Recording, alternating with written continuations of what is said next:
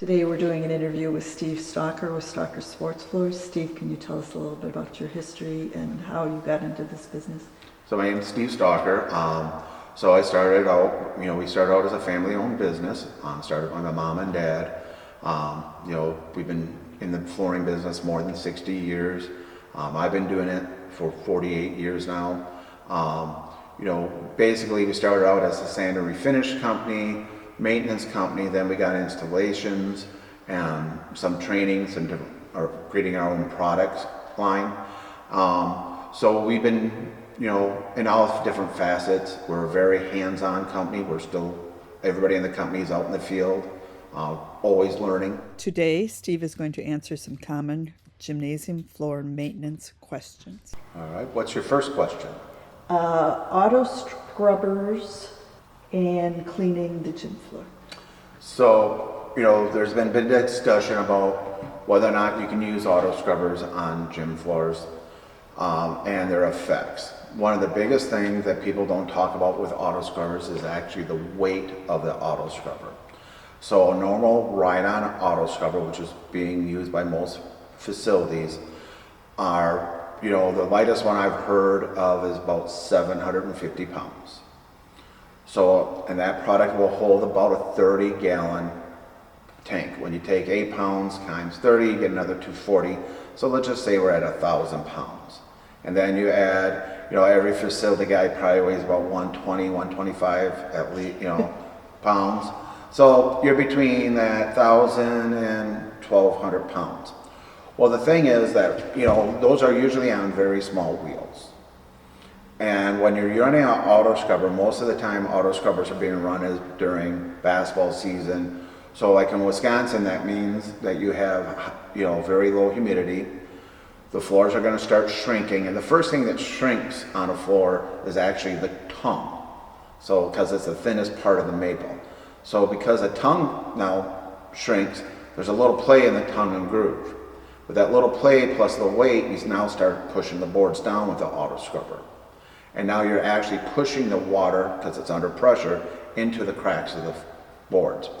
So we see a lot more with auto scrubbers where you can get cracking on the finish, especially the paints. And in heavy painted areas, you see it. And plus the other thing that you have is that, the wood floors are actually meant to hold up to about 330 pounds per square foot. Where, if you have it on 3 wheels, you're well over that 330 pounds.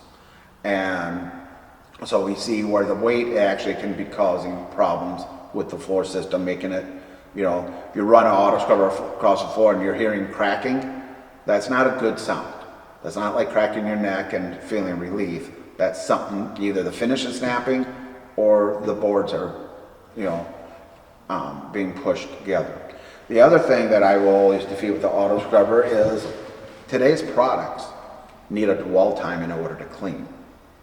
Automatic scrubber, if properly kept up, properly maintained, properly done, are supposed to put the water down and immediately extract it. So realistically, you're not really cleaning.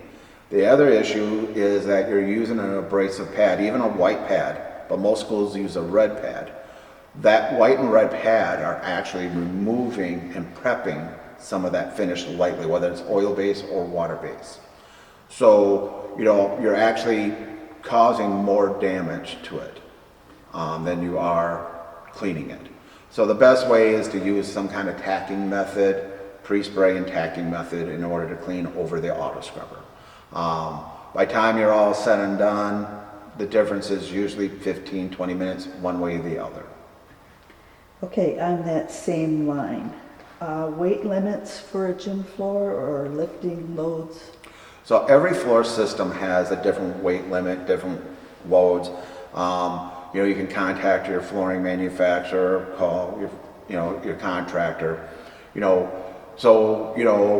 have a floor system that will hold heavy weight. And a lot of systems nowadays are put, pressure on it so they don't collide.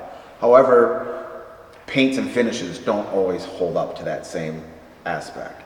So our recommendation is, if you're going to run a lift, no lift should be over 5,000 pounds. There are a lot of lifts that now go up higher that are between 1,800 and 3,200 pounds. So if you're doing something between that 1,800 and 32 two-man lifts, you're going to want to put down at least one layer of 3/4 inch plywood. Put something underneath it so you're not scratching the finish, and then you're going to want to leapfrog that over. If you have, something heavier than that, you're going to want to put down 2 layers of 3/4 inch plywood. The other obstacle is do not leave the lift overnight. So lift overnight can set pressure points on it. Again, you got a lot of weight for 4 wheels. If you're bringing in just a regular scissor man lift that you crank up, you shouldn't need anything. Set something down where you put the pins to hold them steady. Your best aspect is to, make sure you put at least 3/4 inch plywood down. And that will help also protect the paint and the floor finish and the boards from cracking. Can you explain relative humidity in a gymnasium? Relative humidity in a gymnasium. So relative humidity is the absolute humidity, which is what you see in an air conditioner when it drips, and temperature. So you combine those two and you get a relative humidity. There's different testers out there. We use a product called Hobo Reader. The nice thing about a Hobo Reader is you can't make it lie. You set it where you want, for dates, the whole works.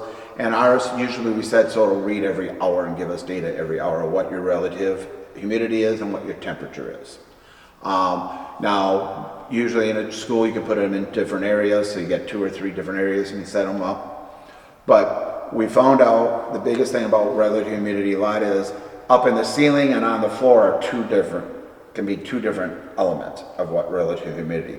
So in the HVC system, it could say that it's at 50%, but down on the floor, it could be as high as 60, 65% we've seen in districts. What is an ideal for the gym? So the ideal for the gym floor is between 35 and 50, according to the MFMA, but also know your region.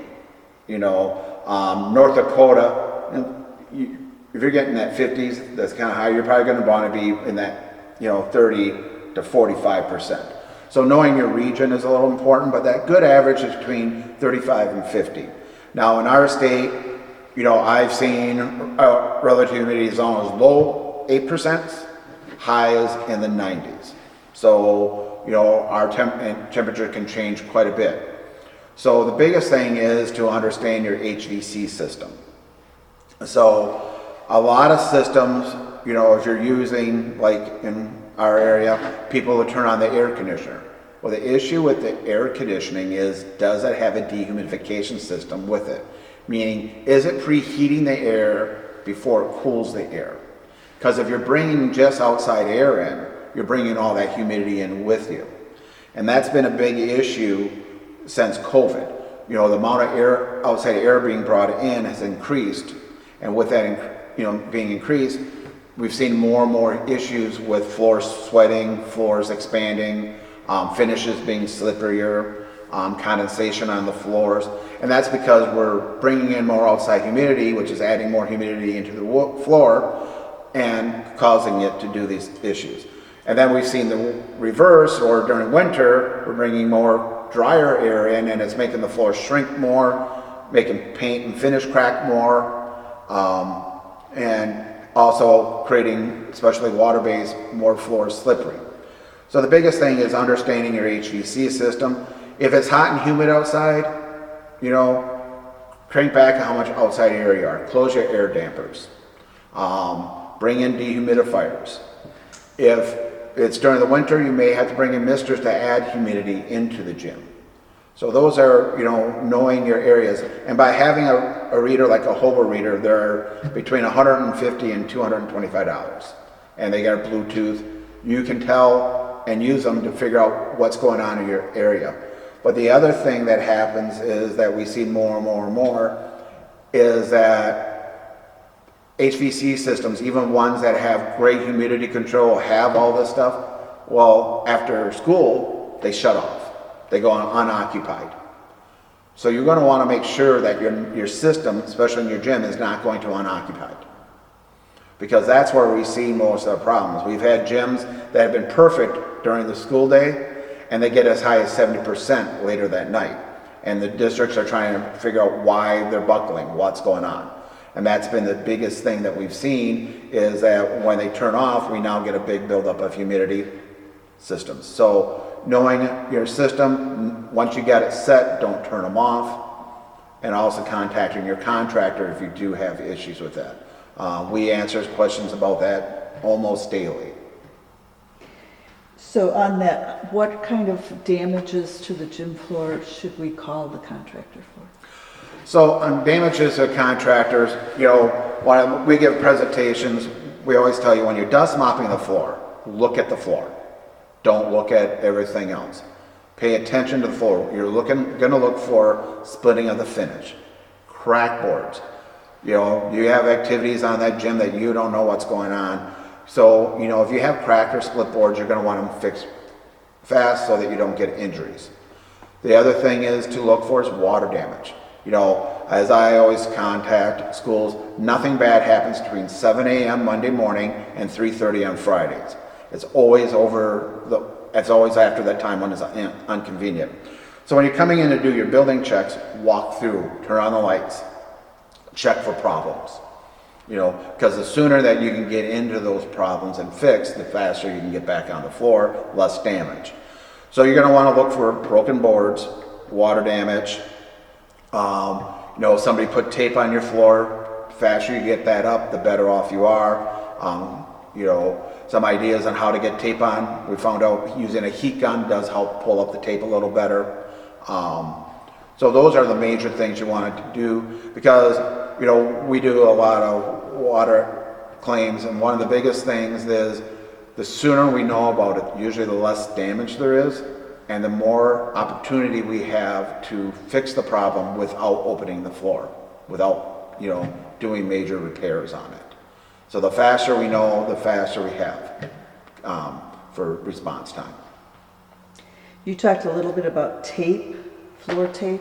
Is there a good floor tape, or is there an alternative? Every floor tape is great from a contractor standpoint because we get to redo your floors. There is no such thing called the gym floor tape. Most of the gym floor tapes are basically electrical tape, items like that. So there is no efficient gym floor tape. How do you go in and redo lines? There are a couple different temporary paints out there that can be used. You use them and then you pick them back up. And the key word is, understand the word is temporary. Means short term, not 3 or 4 weeks, not 4 or 5 weeks. If you have to keep reusing them, you keep putting them back down. You clean them up and reuse them. Because once some of the temporary paints sit down, they last too long. Same thing goes to wrestling tape. Wrestling tape is probably the most sticky tape there is. So if you have to come and tape your wrestling mats onto the floor, a good idea would be to take what's called cow mats. Being from Wisconsin, we all know what a cow mat is. So they're basically a 4x8 sheet of 3/4 inch rubber. You can cut that in half, and that will weigh about 50 pounds. So when you bring your wrestling mat out to tape, you tape it to that mat. And that way you won't peel up finish. Tape will always win. They're always going to pull up a floor finish, because both the finish and the tape, glue, and our floor finishes come from the glue industry. Comes from those kind of compounds. That's why they bond. So they are going to bond together, and most times that tape is going to pull the loose finish between the cracks when the floor expands, contracts. So the tape is always going to win. Can schools use the gym for rollerblading and other activities? Hockey, floor hockey? Yeah. Gyms are meant to be multi-purpose use. There are a lot of activities that can do damage to the gym floor finish. A lot of it is picking when you do it, when not to do it, or where, for floor hockey, don't drop the puck on the main local. You're going to scratch it up, beat it up. Go to the side baskets, drop it from there, drop it in different areas, not on the main playing court main area because they will damage the floor. Another idea that you could do if you're going to play floor hockey is just they have covers for the hockey sticks. Put a cover on them. That will help tremendously, well, for sound, but also for denting of the floors, denting of the finish. You know, they are meant to be used for those activities. Roller skating, you know, we have a lot of roller skates rinks we do. Yeah, the floor, you know, the floor will hold up to the roller rinks because wood is preferred. But the issue that you have is the finish again necessarily doesn't, because, you know, unlike a roller rink, schools don't always dust mop before they use the roller. So you're going to want to come in, dust mop between each class if you're doing it. Make it an activity that you're doing it at the end of the year, just before you recoat. Don't do it right away in the, you know, after we recoated the floor, because then you're going to be wearing that finish off and wearing it off for the whole school year. So yes, both can be done. You just got to take a little more care and maintenance and make sure the wheels are upcut, you know, and, you know, do I recommend it? It makes me a lot of money.